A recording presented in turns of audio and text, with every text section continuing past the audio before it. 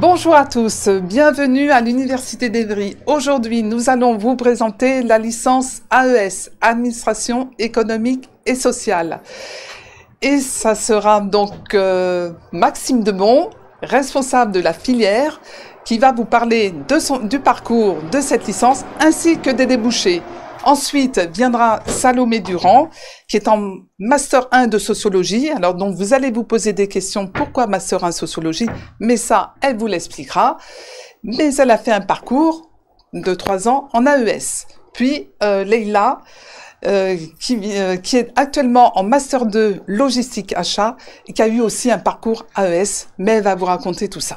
Bonjour à tous, je vous remercie d'être présent aujourd'hui sur la chaîne de l'Université d'Evry. Je vais vous présenter donc la licence AES, qui est une licence donc en générale en 3 ans.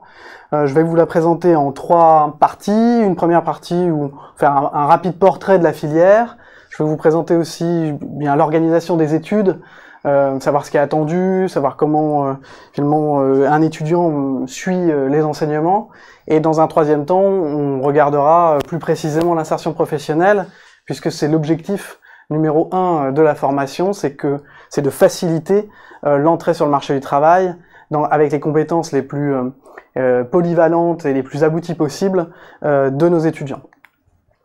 Le portrait de la filière, eh bien, c'est d'abord une filière relativement récente. Elle a été créée en 1973 avec un objectif très innovant pour l'époque, c'est-à-dire former des nouveaux publics, des étudiants qui ont vocation tout de suite à se professionnaliser, et c'était nouveau puisque c'est la filière qui a permis, je dirais, d'engendrer la professionnalisation à l'université.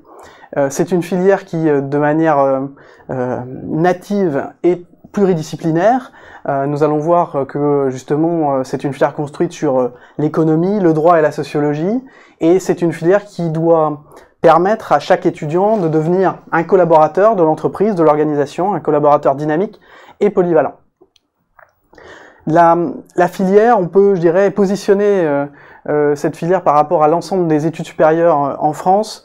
C'est avant tout des frais de scolarité relativement réduits, donc ce qui permet à, je dirais, tous les étudiants de pouvoir intégrer la licence sous réserve, bien entendu, de l'obtention du baccalauréat.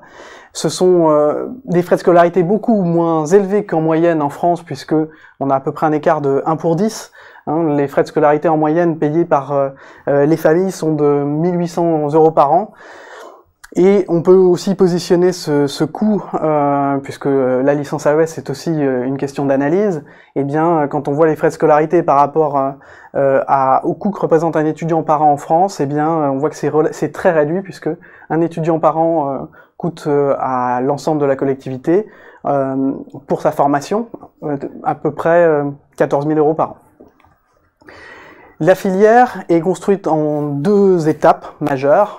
D'abord, je dirais un tronc commun L1 L2 qui vise à renforcer les compétences et les connaissances fondamentales de l'étudiant.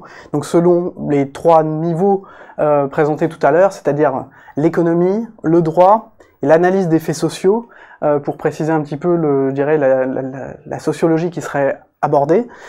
Je dirais, ces connaissances fondamentales sont immédiatement accompagnées d'enseignements qualifiés de transversaux, c'est-à-dire des enseignements qui permettent d'acquérir de manière plus directe des compétences et non pas seulement des connaissances. Ces compétences, elles ont plusieurs axes. D'abord l'informatique, qui est un outil de travail qui est bien entendu permanent dans l'entreprise et également à titre individuel.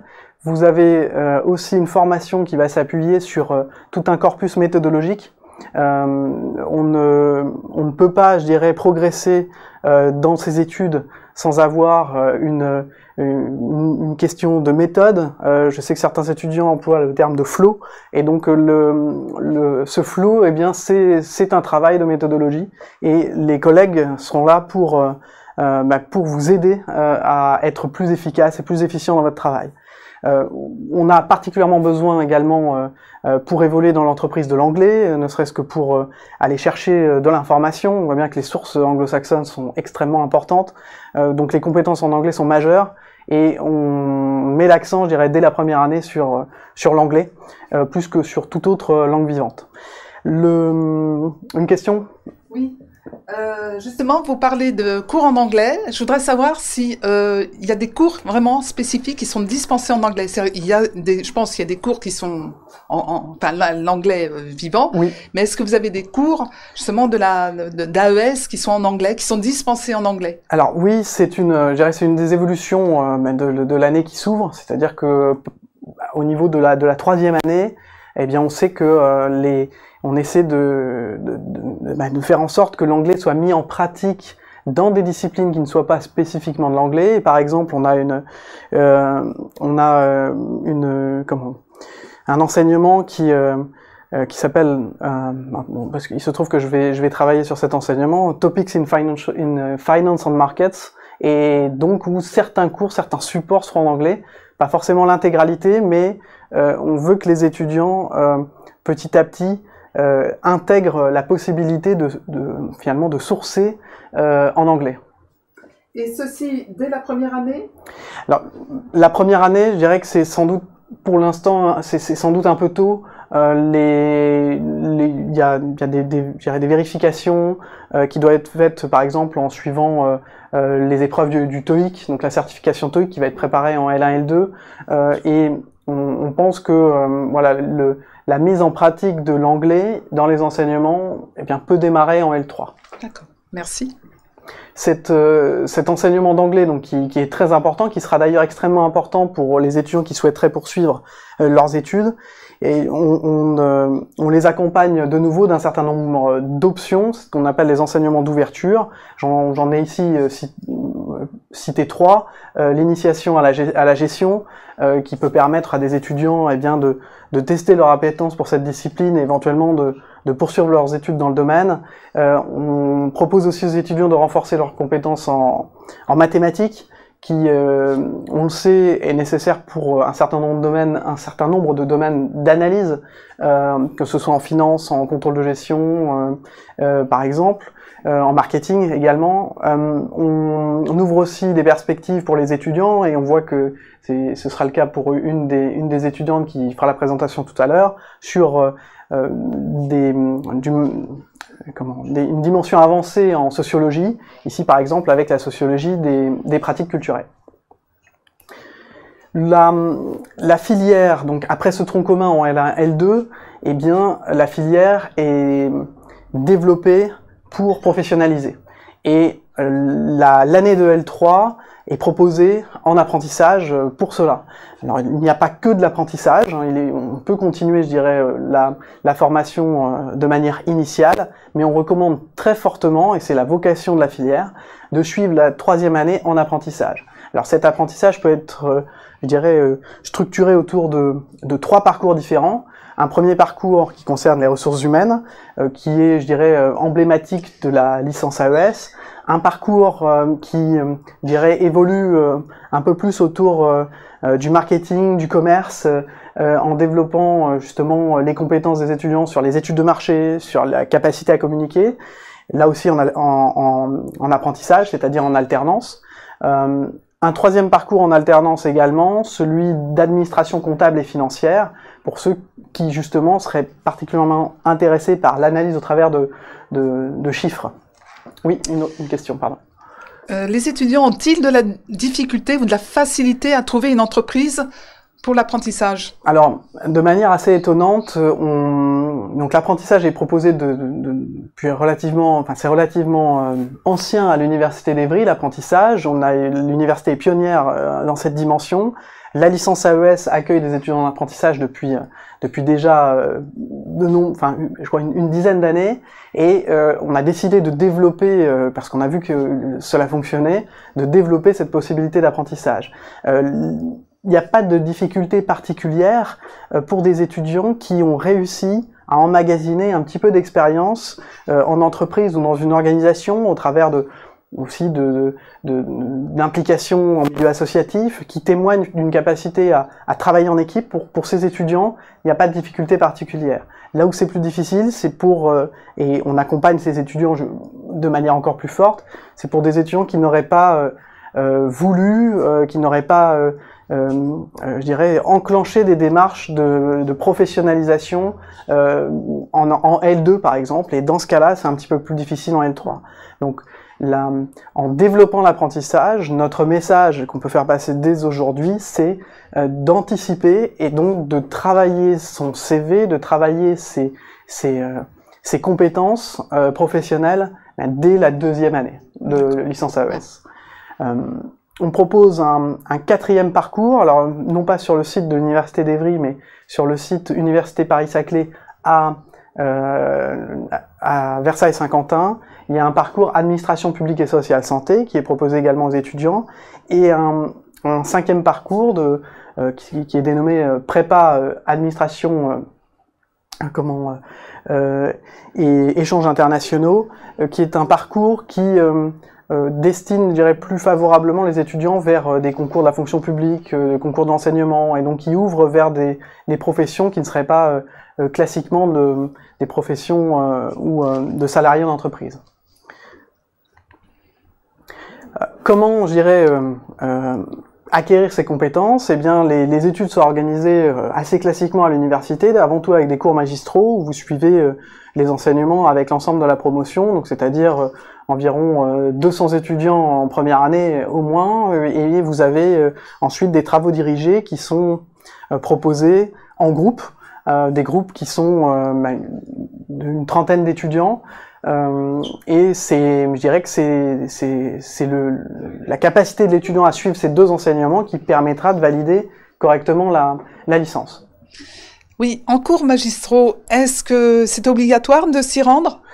Alors, lorsque vous êtes en apprentissage, c'est-à-dire en 3e année, c'est tout à fait obligatoire. Et bien sûr, il y a toujours, pour des étudiants qui seraient en formation initiale, le fait de suivre ces études est aussi un choix personnel, mais on ne peut que recommander très fortement le fait de participer aux cours magistraux. Je corrigeais il n'y a pas plus tard que 3 jours des copies, et il m'a été fait remarquer que une étudiante on a remarqué que sa note était relativement basse, plus basse que d'habitude, et on a croisé l'information avec le niveau de présence des étudiants. On s'est rendu compte que les notes obtenues étaient clairement reliées au présentiel.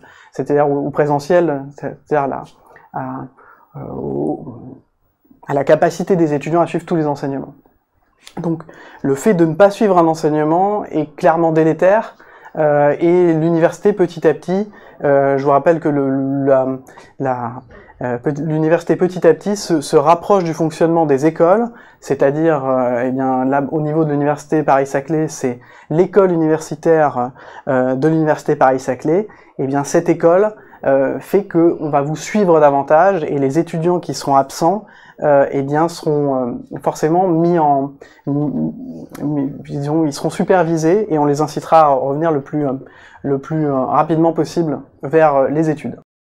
Concernant les télés, est-ce qu'ils ont lieu chaque semaine ou par mois? Comment se déroule l'organisation des télés, les travaux dirigés? Le plus possible, on fait en sorte que tous les collègues de l'administration et les enseignants font en sorte qu'il y ait une régularité dans la dispense des enseignements. Que ce soit une régularité pour les cours magistraux, une régularité aussi pour le contrôle continu, on le verra tout de suite, et une régularité pour les TD. Et bien entendu, la présence au TD, là, est beaucoup plus facilement vérifiable, et d'ailleurs, on constate que les étudiants sont beaucoup plus fréquemment présents lors des TD. Mais il faut être présent, je dirais, tout le temps. D'accord, merci.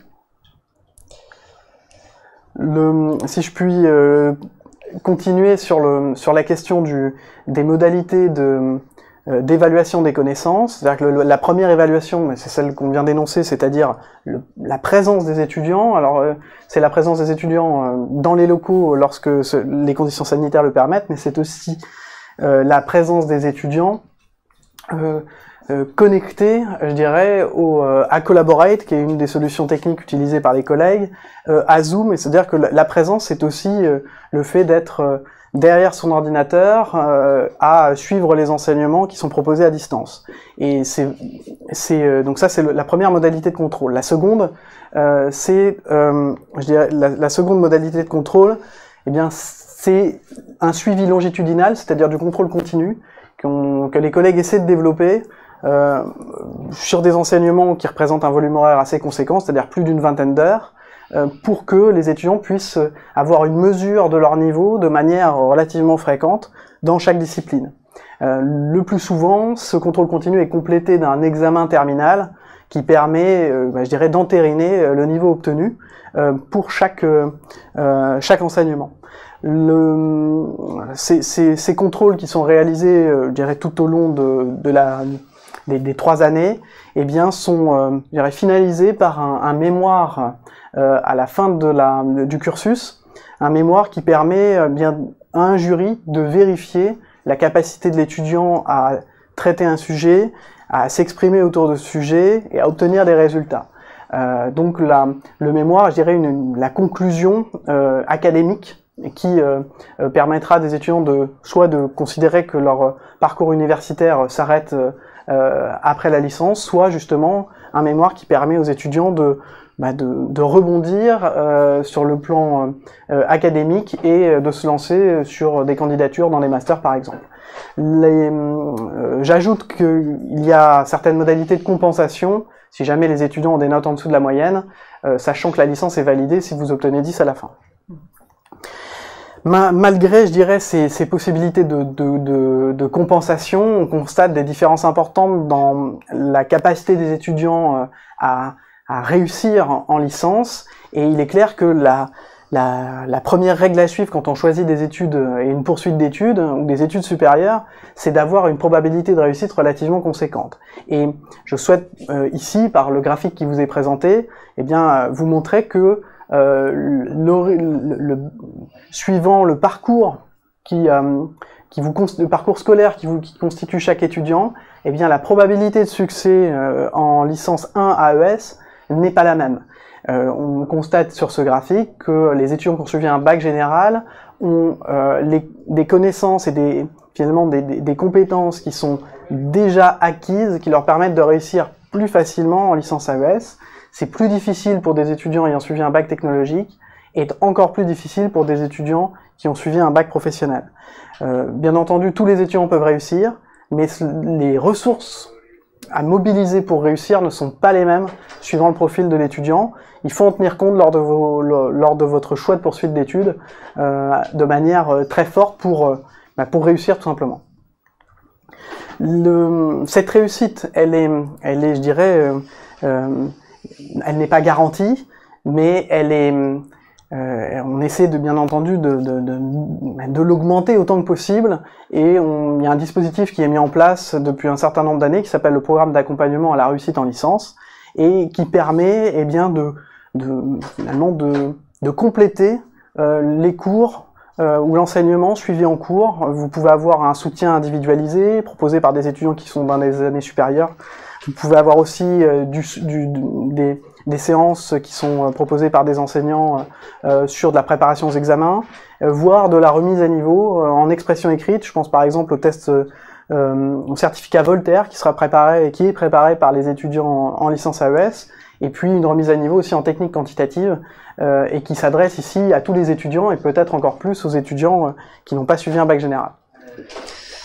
Dans le cas où j'aurais besoin d'un soutien individualisé, vers qui je dois me tourner ?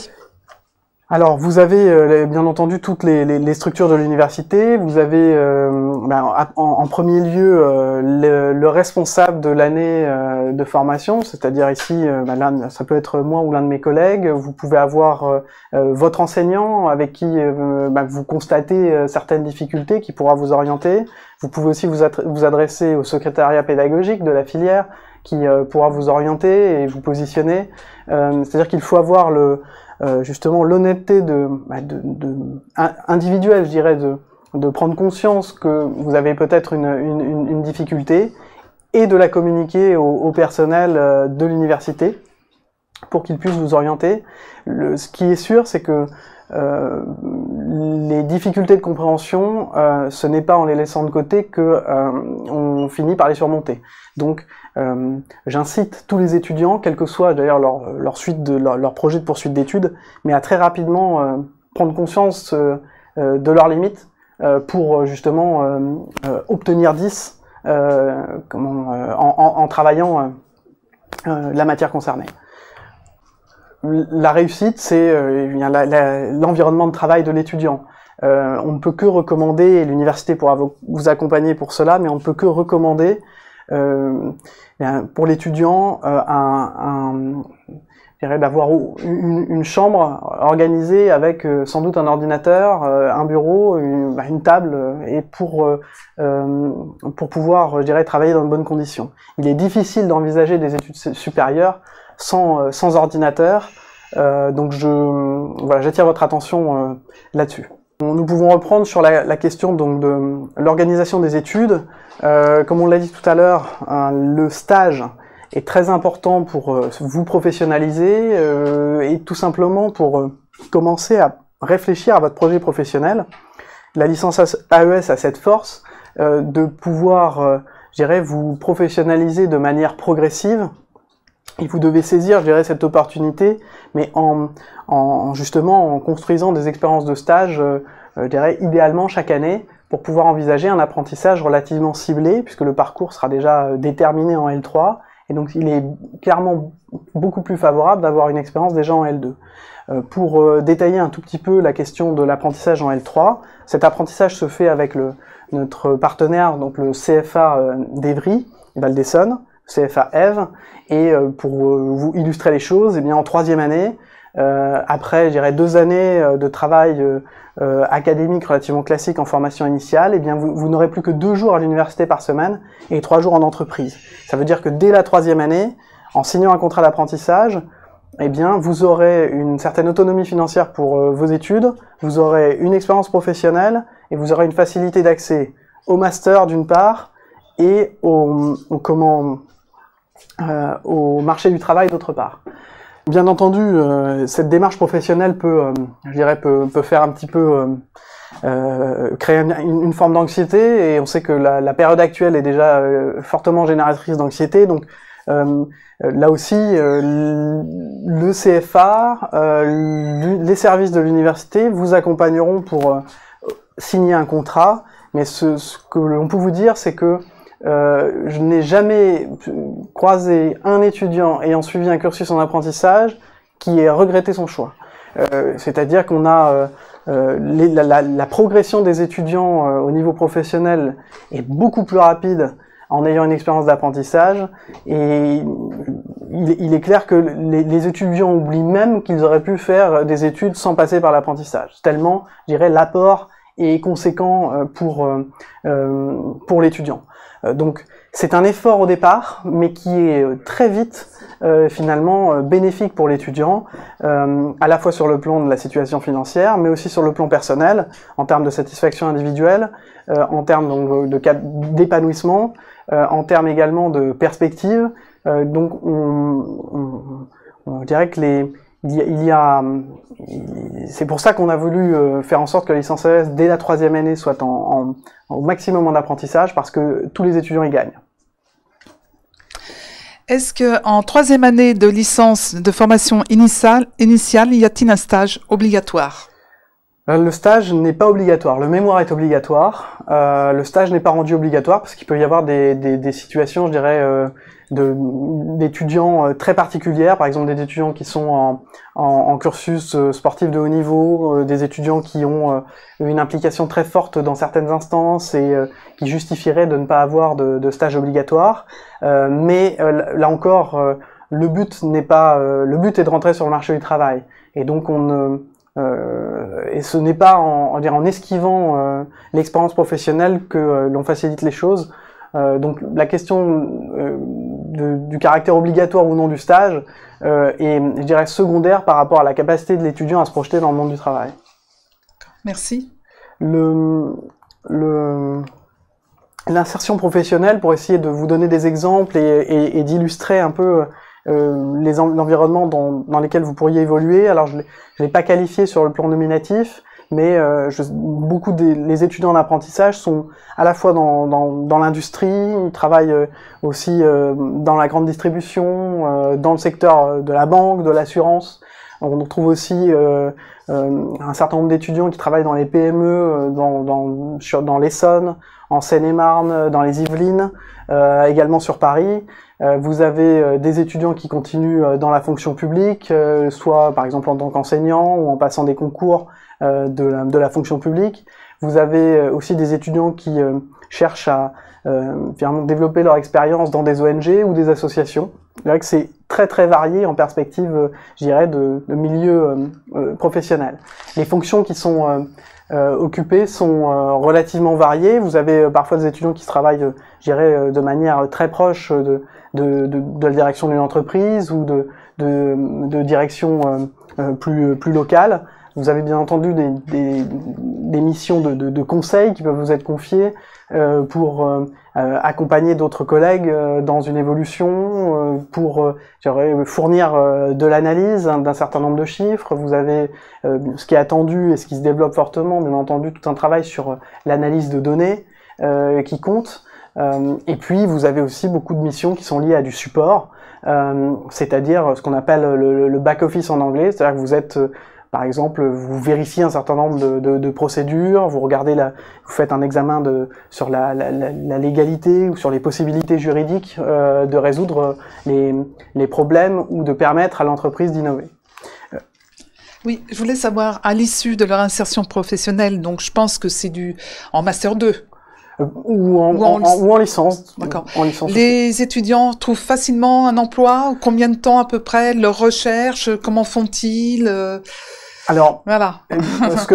C'est difficile, je dirais, de répondre à cette question de manière certaine. Ce qu'on peut dire, c'est que la vitesse à laquelle les étudiants en apprentissage trouvent du travail est sans commune mesure avec la vitesse à laquelle les étudiants qui auraient suivi la formation de manière initiale peuvent le faire.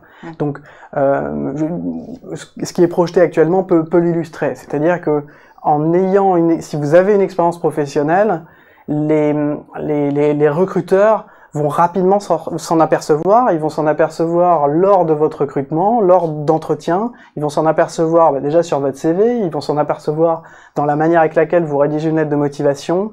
Et il est clair que c'est cela qui va jouer au niveau du recruteur. Par exemple, si vous avez suivi la L3 en apprentissage, voilà les missions qui peuvent vous être confiées au travers de cet apprentissage. Ça peut être par exemple tenir à jour des tableaux de bord, ça peut être aider à développer des outils de travail, ça peut être faire un travail plutôt juridique en constatant les droits de votre établissement là par exemple en lien avec l'émission de factures, ça peut être faire du tri, de la sélection de CV vous-même. Donc en fixant les rendez-vous, les entretiens, donc vous pouvez travailler ici, vous le voyez dans le domaine des ressources humaines.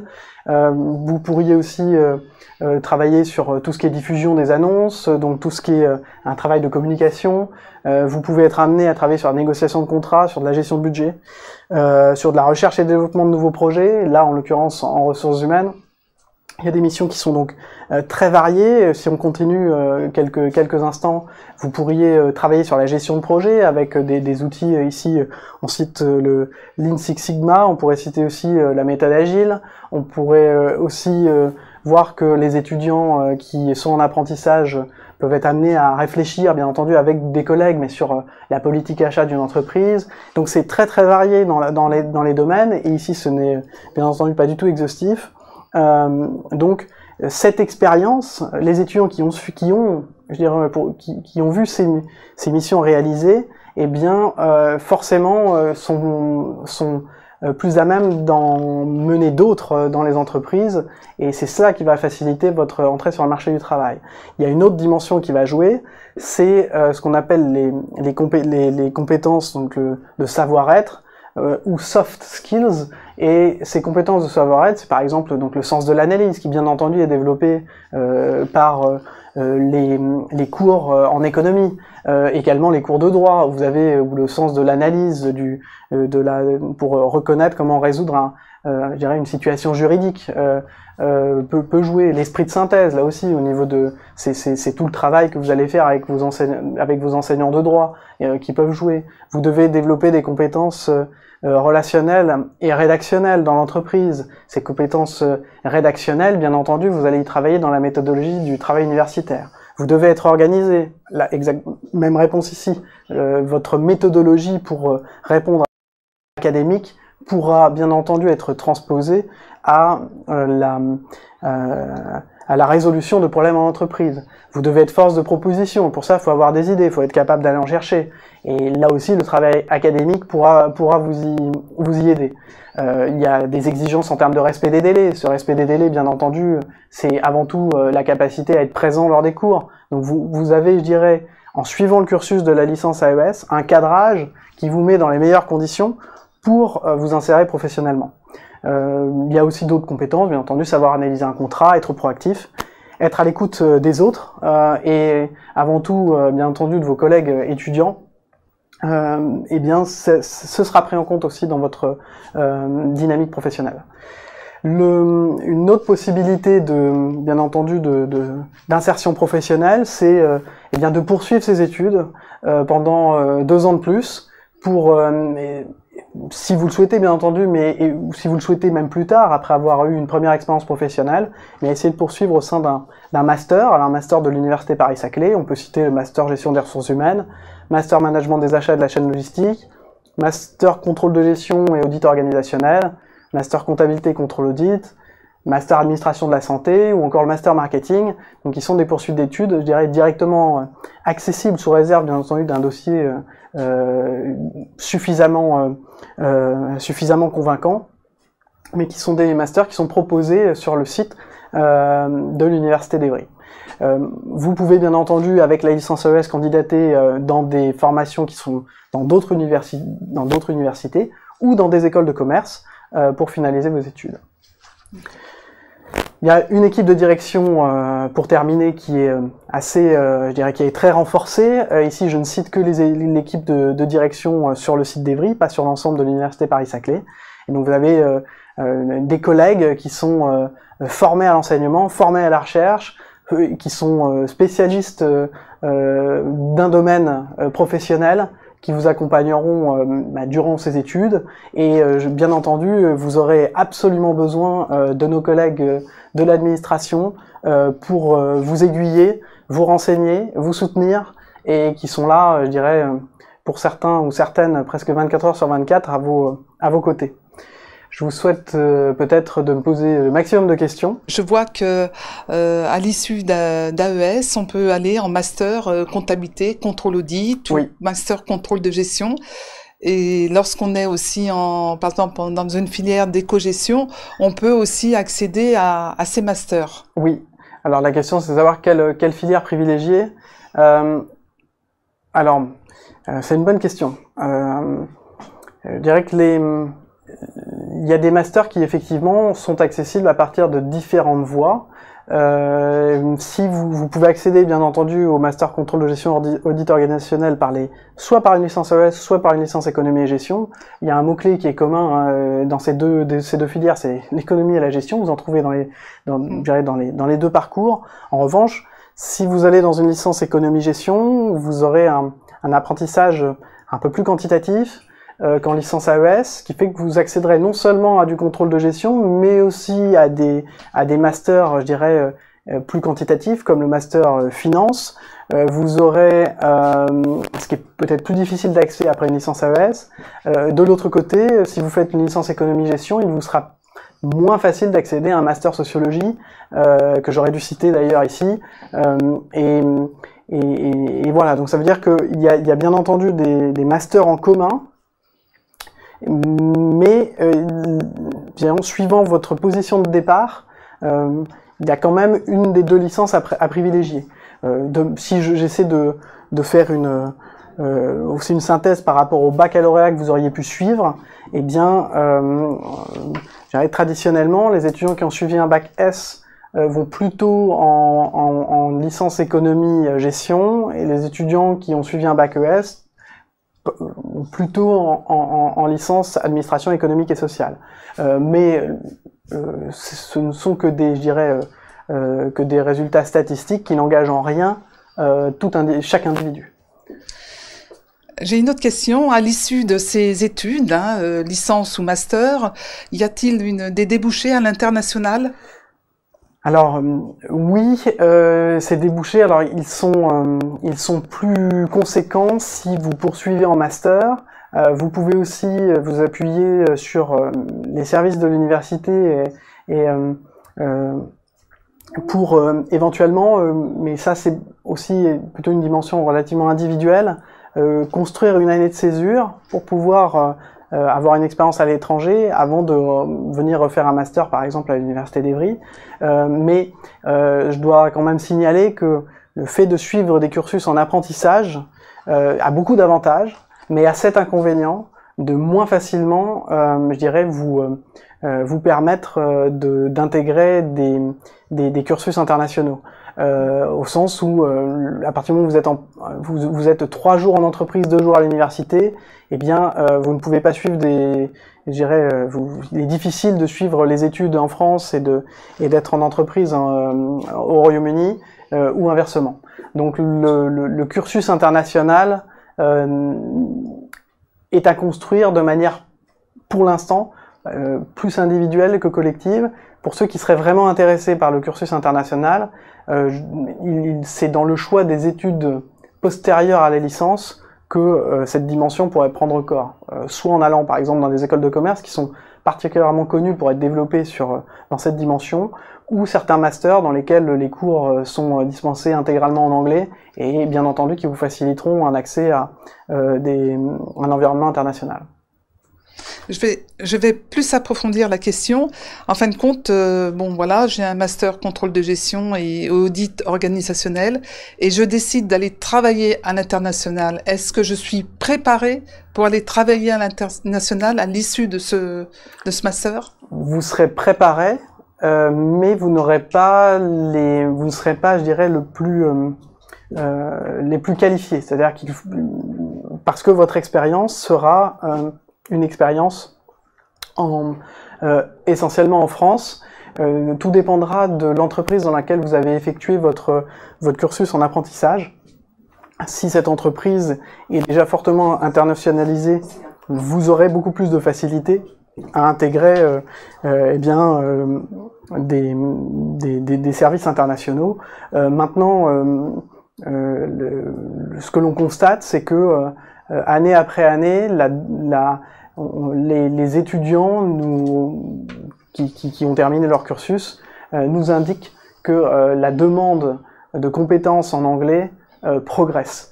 Et donc, même si vous restez, je dirais, à 10 km de l'université, vous aurez besoin de compétences en anglais et de compétences qui étaient auparavant demandées uniquement à l'international et qui maintenant sont demandées comme des compétences, je dirais, logiques pour des étudiants qui termineraient des études supérieures en licence ou en master. Merci. Alors j'ai une autre question. Pour un lycéen, quelles sont les spécialités qu'il doit avoir pour entrer en L1 AES? Alors, au niveau bien entendu, la première question, c'est de sélectionner sur Parcoursup la licence AES comme une poursuite d'études souhaitée. Ce qui compte, c'est que l'étudiant et donc le lycéen témoigne d'une certaine réussite tout simplement dans sa filière.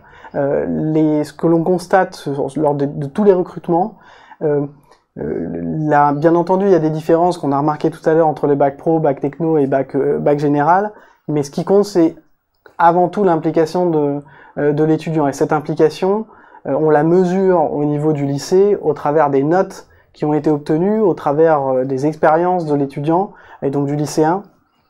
Mais il n'y a pas je dirais qu'il n'y a pas d'exigence particulière quant à un parcours suivi au lycée. Je dirais que ce qui peut très vite, en revanche, désenchanter les collègues en L1, c'est l'expression écrite des étudiants.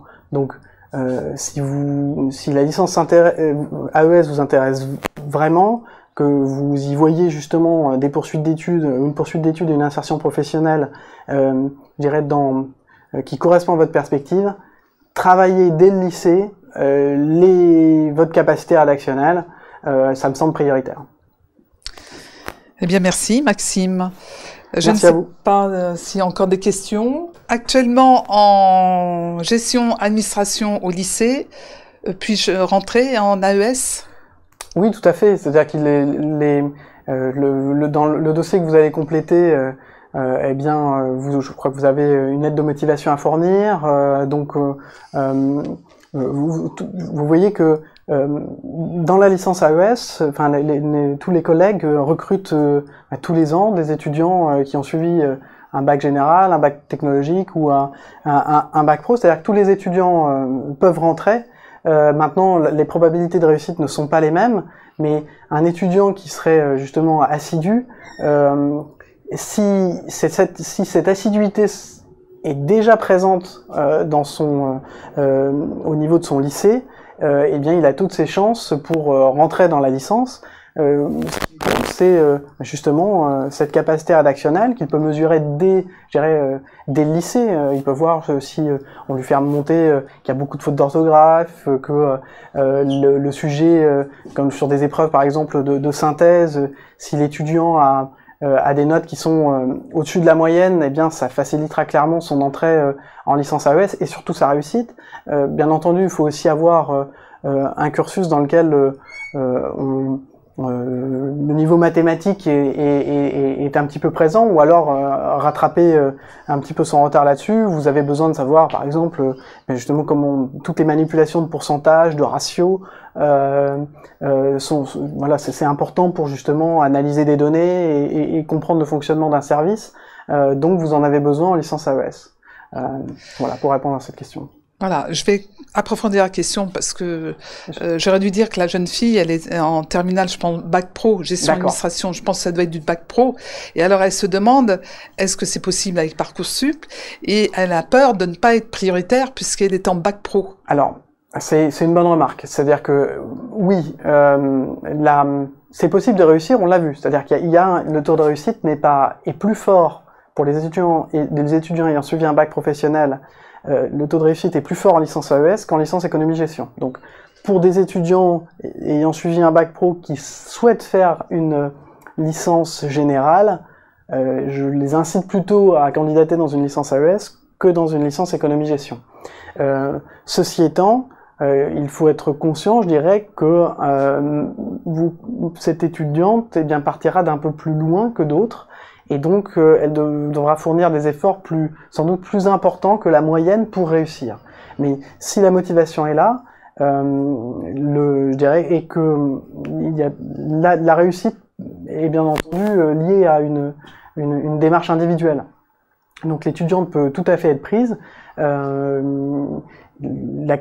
Ses notes de terminale vont jouer dans son positionnement au niveau de Parcoursup.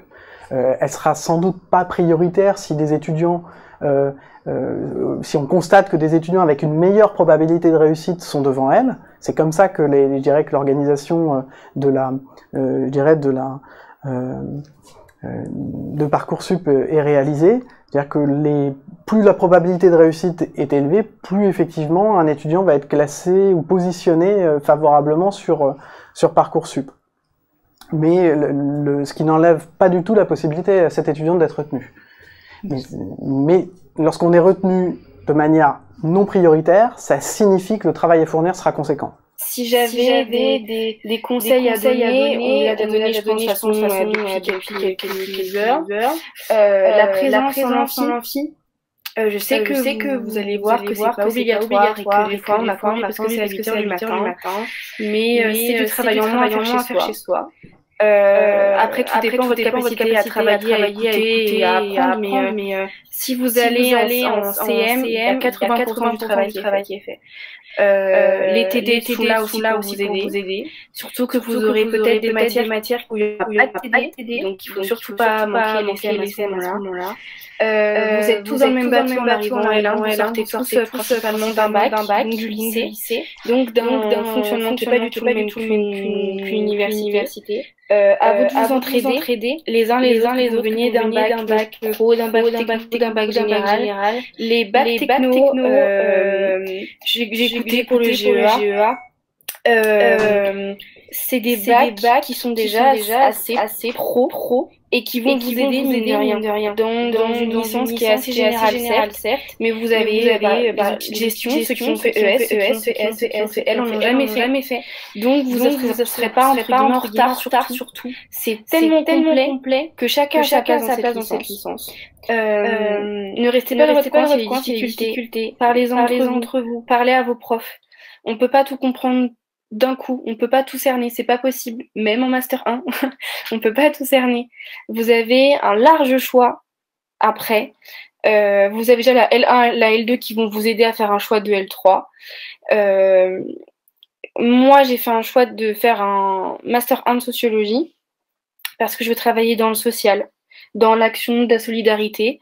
Et il y a un master qui s'appelle Gouvernance Innovation Sociale de Paris-Saclay qui se fait à Évry, donc vous ne perdrez pas vos repères par rapport à Évry. Que dire d'autre? Je pense que vraiment le mot d'ordre, c'est d'être présent et surtout de s'entraider. Vous allez avoir plein de capacités personnelles que les autres n'auront pas et inversement, et il faut s'enrichir les uns les autres de ce que vous avez vécu, s'il y en a qui ont fait des stages, s'il y en a qui ont déjà fait de la compta, aider les autres, ceux qui ont fait un bac éco, aider les autres. Tout le monde n'aime pas les maths, il y en a qui ont fait un choix de pas en faire. Les profs le savent aussi.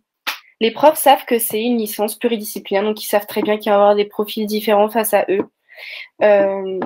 N'ayez pas peur de candidater. Même si vous voulez un bac pro d'un bac techno, même si les bacs généraux, vous allez avoir des facilités parce que vous faites des dissertes, que vous passez des oraux pendant votre bac, que vous avez des matières avec des fois 12 chapitres par matière à recracher à un bac. Pour les examens, mettez-y vous à l'avance, ne vous stressez pas. Plus on s'y prend à l'avance, moins on stresse. Mais le fait d'aller au CMT, vous n'avez pas les SEM à rattraper pour vos examens. Donc en fait, anticipez un retard que vous n'allez pas avoir. Faites des fiches, vous voulez faire des fiches. Allez à la BU si vous préférez. Moi, j'ai des copains qui sont jamais allés à la BU, donc vous stressez pas. J'ai des copains qui n'ont jamais emprunté le livre pour la fac. Moi, j'en ai eu besoin. Alors, je n'avais jamais ouvert avant le lycée. Donc, c'est pour ça qu'il faut que ce soit AES ou pas d'ailleurs. AES ou pas, vous arrivez à la fac. Vous savez que c'est un monde différent. Vous savez qu'on va vous accompagner. Vous avez plein de gens pour vous accompagner. Accompagnez-vous les uns les autres. Et à partir de là, je pense que tout ira bien. Voilà, c'est à peu près tout ce que j'avais à dire sur la licence et comment s'organiser et les débouchés après. Dans le cadre de la vie étudiante, est-ce que vous vous investissez à l'Université d'Évry? Moi, j'ai fait le choix de le faire parce que chacun aura son job étudiant sûrement à côté et moi, je voulais pas... je l'ai fait, bosse au McDo, mais je voulais pas le refaire et j'ai vu une affiche à partir de la L2 où on travaillait pour les cordées de la réussite, donc c'est accompagner les lycéens comme vous ou des collégiens. Moi, je l'ai fait et je le fais encore, c'est ma 3e année et ça, c'est génial. Dans la première, surtout parce que vous rencontrez des étudiants de L3, de Master 2, de L2 aussi, qui sont pas de votre filière, qui ça se trouve, eux, vont avoir des matières qui vont vous intéresser, qui ont des profils qui vous intéressent. C'est toujours enrichissant de voir d'autres personnes que ça promo, de voir qu'il y a mine de rien la DOIP, celle qui organise aujourd'hui cette conférence, que c'est des acteurs aussi hyper importants de la fac, qu'il faut pas oublier ça, et que ça peut être aussi important pour vous. Donc moi, je m'engage. Je suis aussi ambassadrice de la fac depuis l'année dernière, depuis ma L3. Donc, c'est faire les rentrées des premières années. C'est aussi les aider, parce qu'on les aide pendant les journées de rentrée. En tout cas, j'espère qu'on les aide en faisant les journées de rentrée. C'est représenter la fac dans des salons, dans des conférences. C'est aussi être présente face à vous aujourd'hui. Voilà, c'est plein de petites choses où vous allez, plus vous investissez dans vos cours et dans l'école, et c'est une très bonne question du coup, Irène, s'investir dans l'école, ça permet aussi de relativiser sur la fac et sur ce que c'est pas un grand mot et un gros mot l'université et que c'est largement faisable. Eh bien, Salomé, merci beaucoup. Vous avez mis l'accent sur la BU, c'est très bien. Vous avez aussi mis l'accent sur le travail en groupe, ce qui est important, je crois, dès la première année. Si vous voulez en dire plus, je vous laisse la parole. Bah oui, le travail en groupe, après, il faut essayer de trouver un groupe de travail qui vous met pas la pression. En fait, vos potes, vous allez vous en faire super vite. Ça, c'est sûr et certain, parce qu'il faut de l'entraide. Si vous êtes seul dans votre coin, déjà, c'est ni bon pour les autres, ni bon pour vous. Un groupe de travail, c'est aussi bien, parce que des fois, on a en plus des conditions pareilles. Je vous dis pas, moi, j'ai des coups de mou ancien Master 1, alors que ça fait 4 ans que je suis à la fac. Mais de parler avec ceux de ma promo, d'échanger, ah bah ce cours-là, et bah, des fois aussi, vous pouvez ne pas aller en cours parce que vous avez un empêchement, parce que ce jour-là, vous êtes malade, ça peut arriver. Et ben, il faut des gens pour les prendre vos cours. Et il faut des gens pour les expliquer vos cours. Et si vous expliquez aussi les notions les uns les autres, ça va plus facilement rentrer aussi dans votre tête. L'expliquer à quelqu'un avec ses mots, c'est se rendre compte si on a compris, si on n'a pas compris. C'est aussi bosser après la BU parce que des fois on veut rentrer chez soi, mais faire aussi 2 heures avec ses potes, c'est bien pour réviser. Pour les partiels, c'est génial. Donc, j'ai jamais aussi bien révisé qu'avec mes copains pour mes examens. Pour les oraux, c'est bien aussi. Donc, il n'y a que du plus. Il n'y a que du plus à travailler en groupe. Aussi, je pense que travailler après les cours et travailler le week-end, n'est-ce pas? Être régulier. Être régulier. Moi, j'avais fait un choix, par exemple, c'est de ne pas travailler le week-end. Alors, c'est bizarre, on va peut-être me taper sur les doigts. Mais moi, le week-end, c'est le week-end. Je ne fais rien le week-end. Parce que je fais du sport, donc je ne pouvais pas non plus faire ça le week-end. Donc, moi, alors après, je sais pas comment ça se passe, qu'on a eu tout un revirement de la licence AES. On n'avait pas tant de cours que ça. On avait 25 heures de cours par semaine à peu près, ce qui laisse largement le temps, mais largement le temps pour travailler. Vous commencez à 15 heures, vous venez à 11 heures à la bus, vous faites une grasse mat. Vous arrivez, vous bossez quand même 4 heures, parce qu'à l'été, il y aurait des devoirs à faire, comme au lycée en fait. Devoirs à faire comme lycée, vous les faites. Vous voulez ficher vos cours, faites-le. Mais moi, je me laissais du temps pour pas stresser, pour pas faire le dimanche soir ce qu'il y avait à faire pour le lundi matin. Donc, plus vous vous y prenez régulièrement, moins vous serez stressé et plus vous allez apprendre facilement. Parce que réviser un partiel au mois de novembre, bon, ok, mais fin novembre pour janvier, ça c'est intéressant parce que du coup, vous allez le revoir, dire ah ok, ça j'ai compris, pas la peine, je le referai la semaine des partiels. Voilà, le mot partiel n'est pas un grand mot. Vous allez passer un bac. Vous avez déjà passé des épreuves de bac en étant au terminal. Donc, il n'y a rien de très différent. Vraiment pas très différent. Après, oui, ça va vous faire bizarre de voir que vous êtes un petit peu moins encadré et encore, des fois, on se sent comme au lycée. Donc, pour moi, c'est régulier. La régularité, mais vous soyez en AES ou pas d'ailleurs, mais avec un nombre de matières aussi différent et beaucoup, mine de rien, il faut être régulier, c'est évident. En fin de compte, tout ça, c'est une question d'organisation. Ben, c'est ça, d'organisation et de l'entraide. Donc, je vous laisse. Je vous remercie beaucoup de votre intervention. Et nous allons passer à Leïla. Leïla qui va se présenter et raconter aussi son parcours. Leïla, l'antenne est à vous. Bonjour à tous. Donc, moi, je m'appelle Leïla. J'ai fait un bac ES et ensuite, j'ai poursuivi sur une L1 et une L2 AES. Je suis rentrée en AES en 2016 et donc ensuite après avoir fait une L2 AES j'ai bifurqué en éco-gestion donc en L3 en alternance d'ailleurs et puis aujourd'hui donc je suis en master 2 management global des achats et de la chaîne logistique toujours en alternance donc je pourrais peut-être vous apporter quelques conseils au sujet de l'alternance puisque Monsieur Debout en a parlé tout à l'heure.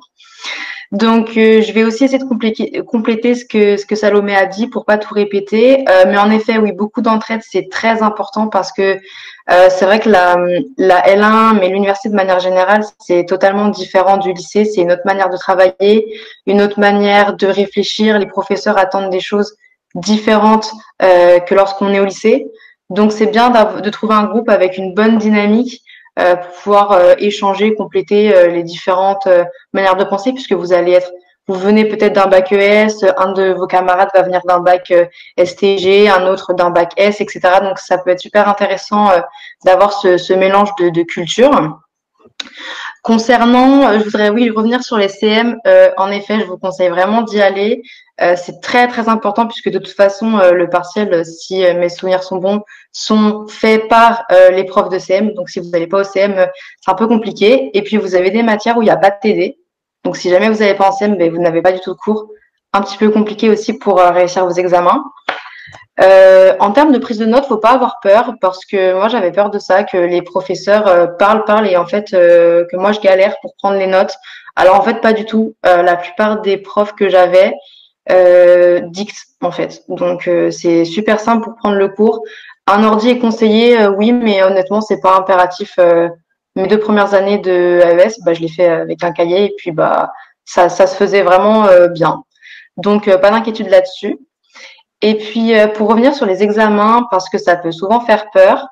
Alors, aujourd'hui, je suis en master 2, mais donc avec le recul, je peux vous dire que le bac, les épreuves du bac font plus peur que les épreuves de licence en termes de format, parce que le bac, vous avez une question vous avez 4 heures pour y répondre, donc ça, en gros, faut pas se planter.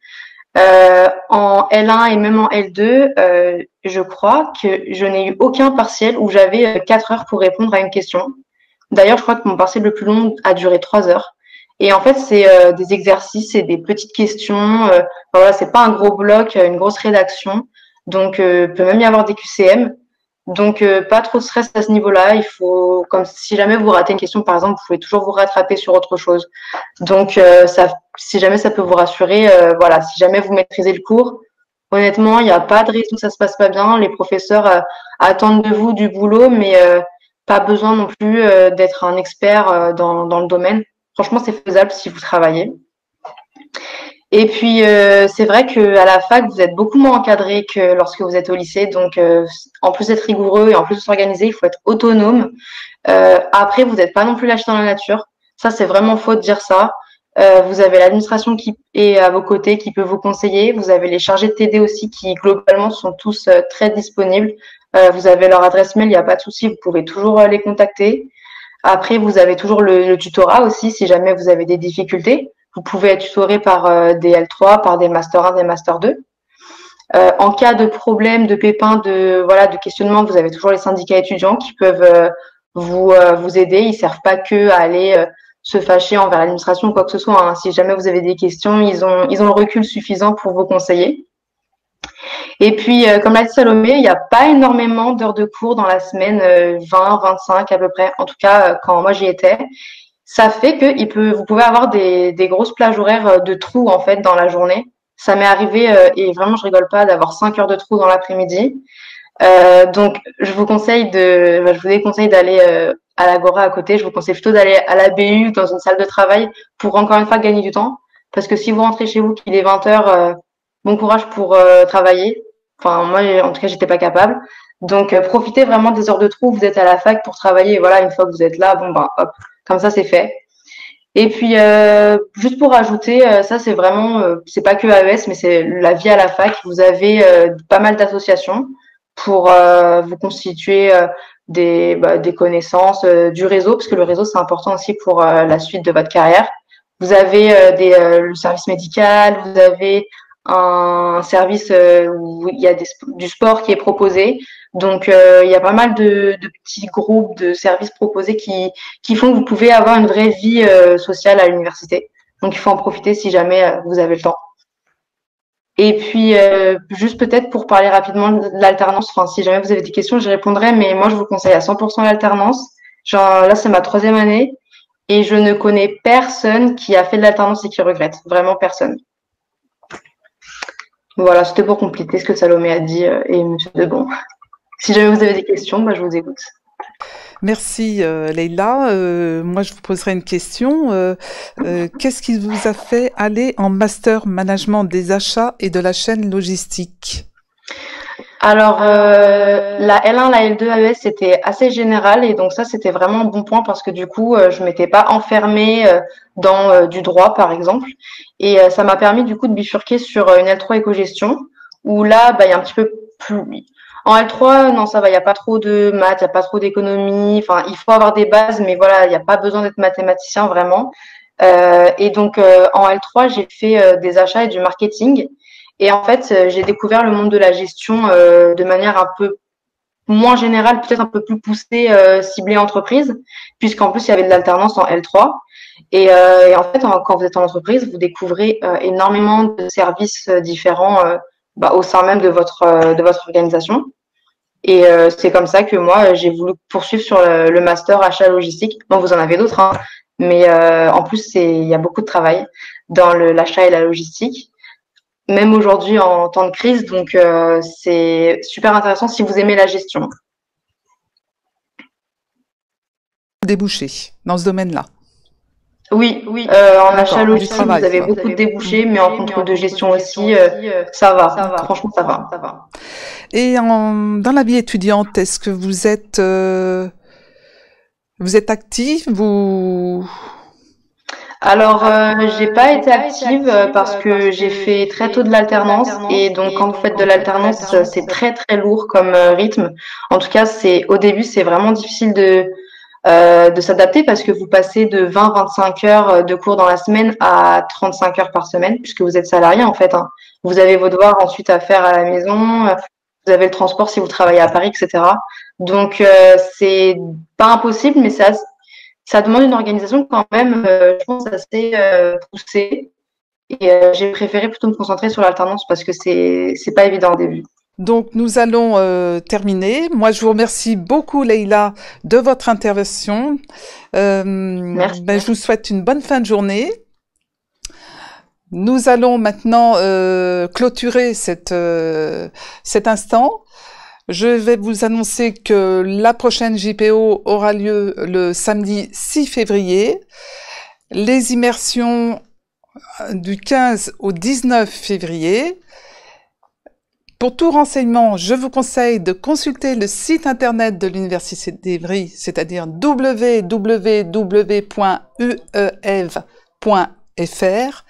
Si vous avez des questions, vous pouvez aussi envoyer un mail à doip@univ-evry.fr. S'affiche aussi le calendrier des mercredis de la découverte si vous souhaitez assister à d'autres conférences. Donc vous pouvez le consulter et vous inscrire. Et sur ce, je vous souhaite une très bonne soirée. Merci de votre attention. Bonne fin de journée.